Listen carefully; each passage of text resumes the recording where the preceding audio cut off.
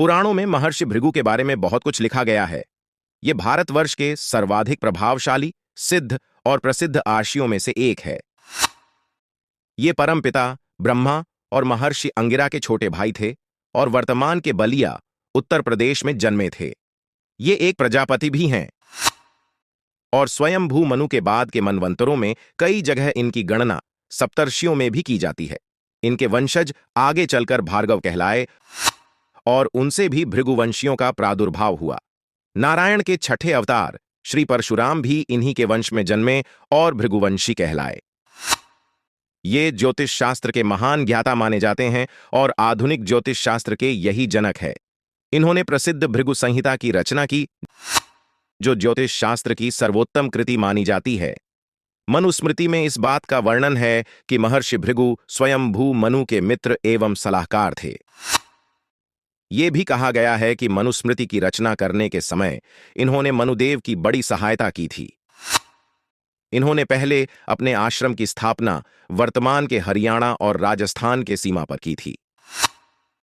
स्कंद पुराण के अनुसार बाद में अपना नया आश्रम वर्तमान भरूच, गुजरात में नर्मदा नदी के तट पर बनाया। महर्षि भृगु का पहला विवाह दैत्यराज हिरण्यकशिपु की पुत्री दिव्या, इन्हें काव्यमाता भी कहा जाता है, से हुआ, जिनसे उनके दो पुत्र हुए, काव्य शुक्र एवं त्वष्टा विश्वकर्मा। इनके पहले पुत्र महान ज्ञानी हुए और अपने पिता की भांति ही ज्योतिष और खगोल शास्त्र के बहुत बड़े विद्वान बने। अपने मातृकुल में इन्हें आचार्य की उपाधि मिली और वे शुक्राचार्य के नाम से प्रसिद्ध हुए। दैत्यराज के अनुरोध पर इन्होंने दैत्य गुरु की उपाधि ग्रहण की। देवताओं के गुरु बृहस्पति से इनकी चिर प्रतिद्वंदिता रही। ये भगवान शंकर के अनन्य भक्त थे और उन्होंने उनकी घोर तपस्या कर उनसे मृत संजीवनी विद्या प्राप्त कर ली, जिससे वे युद्ध में मरे सैनिकों को पुनर्जीवित कर देते थे।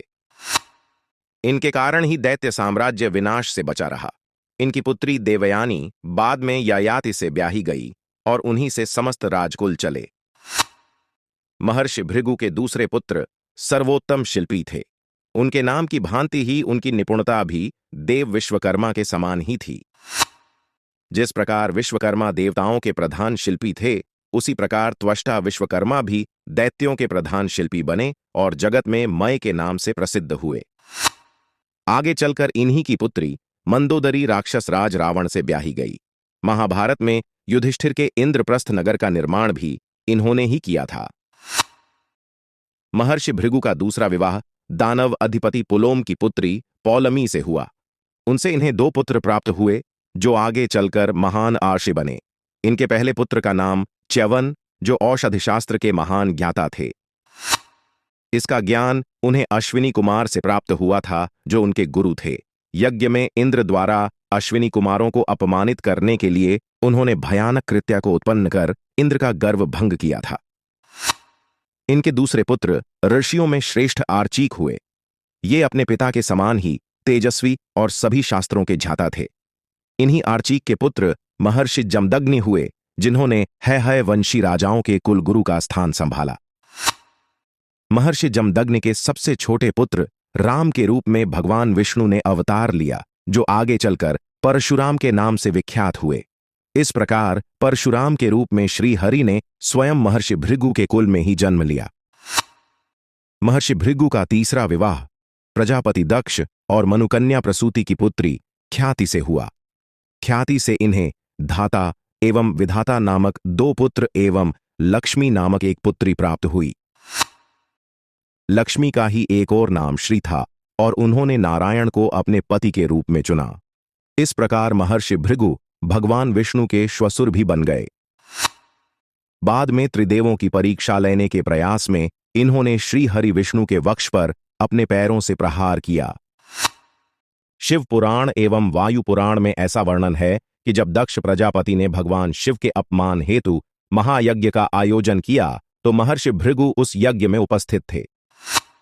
जब सबने देखा कि दक्ष ने महादेव को आमंत्रित नहीं किया है, तो महर्षि कश्यप के साथ भृगु ने भी दक्ष को चेतावनी दी कि महादेव के बिना ये यज्ञ सफल नहीं हो सकता। किंतु अभिमानवश दक्ष ने उनकी बात अनसुनी कर दी। इसका परिणाम ये हुआ कि अपने पति का अपमान देखकर सती ने उसी यज्ञकुंड में आत्मदाह कर लिया। जब महारुद्र को इस बारे में पता चला तो उन्होंने वीरभद्र को उत्पन्न किया और उसे दक्ष को समाप्त करने को भेजा। जब दक्ष को इस बारे में पता चला तो उन्होंने महर्षि भृगु से सहायता मांगी। तब भृगु ने कहा, हे प्रजापति, अब तो त्रिलोक में आपकी रक्षा और कोई नहीं कर सकता, किंतु यदि आपको सेना से ही संतोष होता हो तो मैं आपको 1 करोड़ योद्धाओं की सेना देता हूं। ये कहकर भृगु ने 1000 भीषण योद्धा अपने मंत्रबल से उत्पन्न किए और उस यज्ञ से प्रस्थान कर गए। हालांकि उनकी ये सहायता किसी काम न आई, क्योंकि वीरभद्र ने उन सभी योद्धाओं का नाश कर दिया। भगवत गीता में श्री कृष्ण अर्जुन से कहते हैं कि महर्षि भृगु देवताओं के सौभाग्य और उन्नति का प्रतिनिधित्व करते हैं। महर्षि भृगु द्वारा रचित भृगु संहिता हिंदू धर्म के सर्वाधिक प्रसिद्ध और महत्वपूर्ण ग्रंथों में से एक है।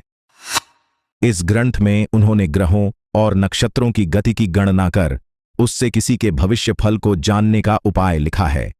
इस ग्रंथ को लिखने में उन्होंने श्री गणेश की सहायता भी ली थी। उनके बाद इस ज्ञान को उनसे उनके पुत्र शुक्राचार्य ने प्राप्त किया। कहते हैं कि इस ग्रंथ में महर्षि भृगु ने स्वयं 5000 समकालीन व्यक्तियों के भविष्यफल को समाहित किया था।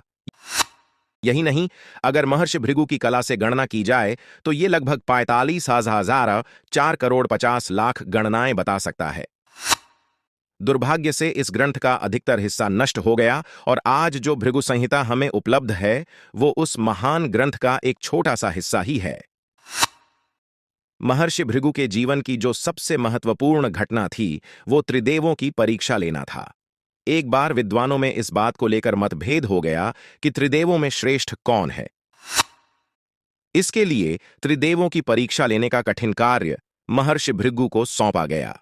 इसके बारे में विस्तृत लेख मानस अमृत पर पहले ही प्रस्तुति हो चुका है, जिसे आप पढ़ सकते हैं। इसके अतिरिक्त महर्षि भृगु को सप्तर्षियों का भाग भी बताया गया है।